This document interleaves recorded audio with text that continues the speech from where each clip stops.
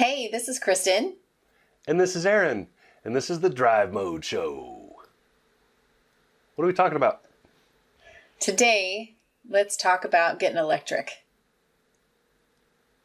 Doing the electric slide. I have no idea how to actually do the electric slide. But It's electric.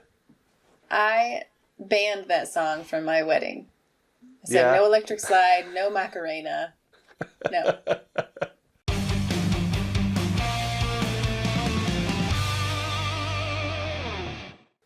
Let's talk about, what are the general categories of electric types of vehicles that people should know? So on the market today, if you were to go shopping, we'll just say the world is California, so you have access to everything. So you go shopping and looking for a vehicle, and you want it to be extremely efficient, probably electric. So you have a handful of choices. The major categories are hybrid. Most of us understand what that is, but we will talk about it. There's a plug-in hybrid. So that's a not quite hybrid, but not quite fully electric. Then you have a hydrogen fuel cell electric, and then you have a battery electric. Those are the four major categories of electric car right now. Okay. Do you have a preference yourself? Kind of, but not really.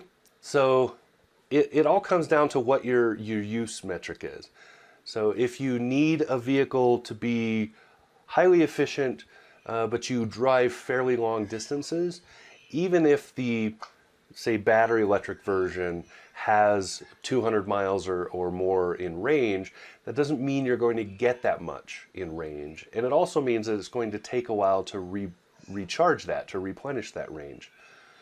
So for somebody who lives where I live, and probably a little bit where you live, because you tend to travel to your in-laws and stuff. Right. Depends on what direction you're going. Yeah. So you're probably going to be better off with some sort of hybrid rather than a fully electric vehicle. For me right now, I think plug-in hybrids are great. So we should run over the differences, though. We should talk about what the differences are between the powertrains. I agree. So, Aaron, let's start talking about hybrids first. What does it mean to have a hybrid powertrain? So hybrid is kind of a general term. It literally just means two things put together. But in automotive, hybrid has become the term used for gasoline electric hybrids, or in rare cases, diesel electric. But the idea is you're putting a internal combustion motor, so an ICE motor, internal combustion engine is specifically what you're supposed to say. Because a motor and an engine are different, but I won't get into that. So you're taking a internal combustion engine and you're pairing it with an electric motor in a hybrid electric powertrain. So most commonly, most people think of the Toyota Prius right off the top of their head as the hybrid. And that is the most commonly understood hybrid on the market. There are a lot of other ones, but that's basically how they work. It is a combination of the two, but there is no plug in the wall. There is no any of that. It's the simplest in terms of the operator usage of all the electrified vehicles. I agree. And Toyota and Lexus both do hybrids beautifully. Very, very well, yes. So next on the list would be plug-in hybrids. Okay, so what kind of person would want a plug-in hybrid and how does it work? So a plug-in hybrid is kind of like a hybrid to the next level. So you're taking you can imagine it as it's a hybrid car, so it's a Prius or something, but it has a larger battery and it has a plug port where you can plug it into a charger. You can plug it into your wall outlet, a special charger, charge point, or something like that around the country. Somewhere, the public charging stations. And what it gives you is it gives you a larger electric-only range and still has that internal combustion engine backup. So it still has that gas engine or whatever as a backup. There are a lot of these on the market. The Toyota Prius Prime is a good example. The Chrysler Pacifica plug-in, so the Chrysler Pacifica Hybrid is a very good example. There are a lot of these, though. They're the most common in slightly larger vehicles because you're having to accommodate a little more stuff to make it happen. But these are probably the most usable of the electrified vehicles for most people because you have the best of everything. If you commute, say 20-25 miles a day, that's your round trip commute, you can probably do most of your commute on electric without using any fuel whatsoever. So you fuel the tank far, far less. If you drive fairly long distances, so you're still driving to grandma's on the weekends and stuff, you know, putting a couple hundred miles on the vehicle, you don't have to worry about it because you still have the gas engine. So you kind of get the best of everything with that. Now, you had the Mitsubishi PHEV recently. Right. Didn't you drive that? Yeah, the Outlander PHEV is great. So PHEV stands for Plug-in Hybrid Electric Vehicle. The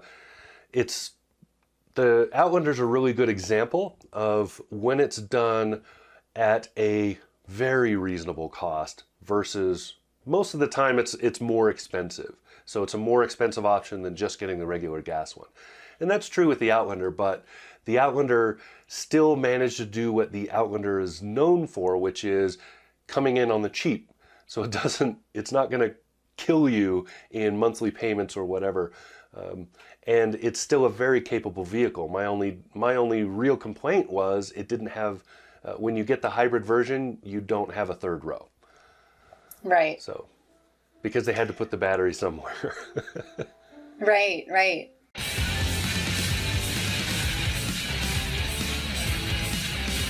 Okay, so Aaron, next I want you to talk about battery electric cars. Tell us about those.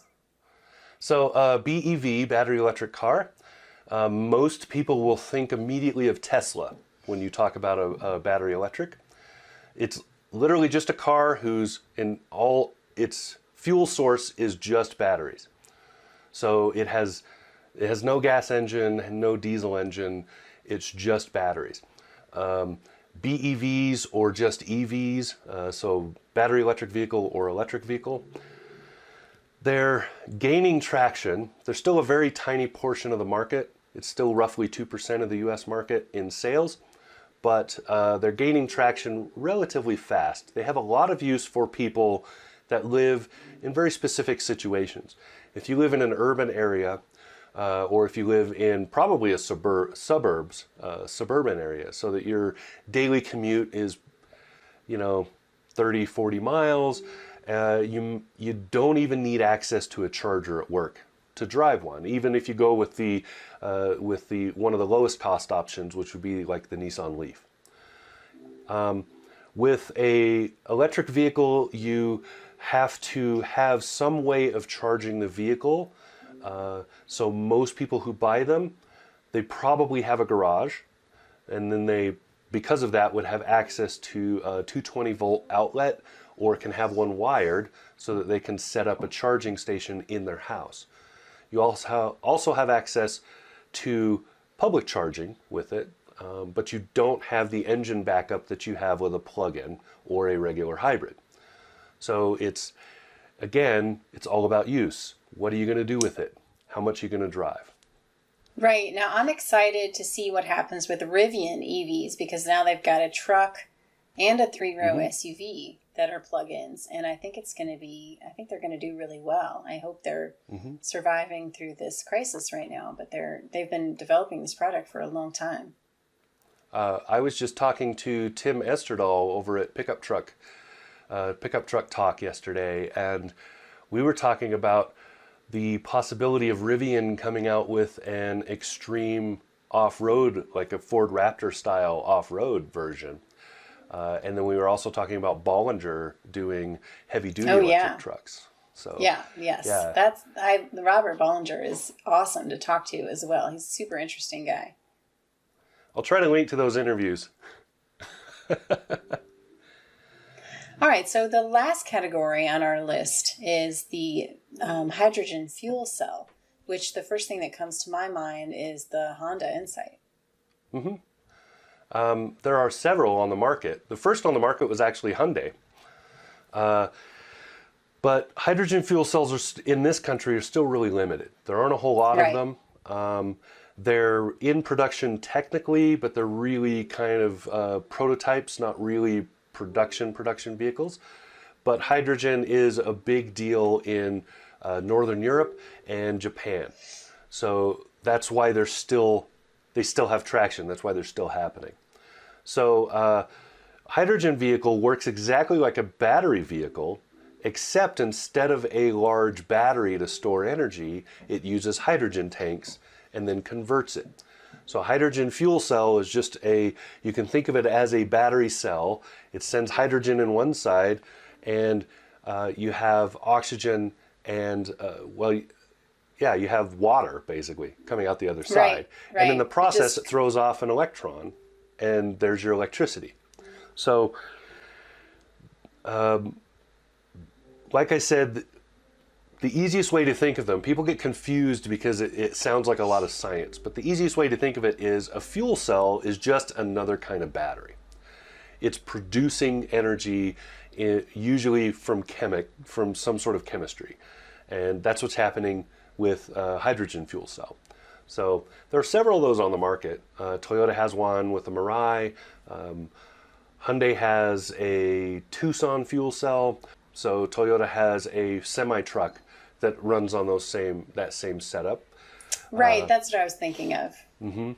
And there's a handful of other ones, but like I said, they're mostly happening in Europe and Japan. They're happening here in the U.S. Because we have access in certain areas like Southern California to infrastructure for it. For regular people, though, all of these four options, any of these four options, especially the first three, are readily available right now. You can find in most of the vehicle markets. So everything but basically pickup trucks and full body on frame SUVs. So all your family cars, your small cars, your commuter cars, and everything in between, there's something somewhere in those segments that is electrified. You'll have a hybrid, you'll have a plug-in hybrid, or you'll have a battery electric version, sometimes more than just one of those. So lots of choices. Yes. Good job, hopefully Aaron. this has been helpful. This has been Drive Mode, and this is Kristen. And this is Aaron. Talk to you soon. Thanks for watching. Subscribe.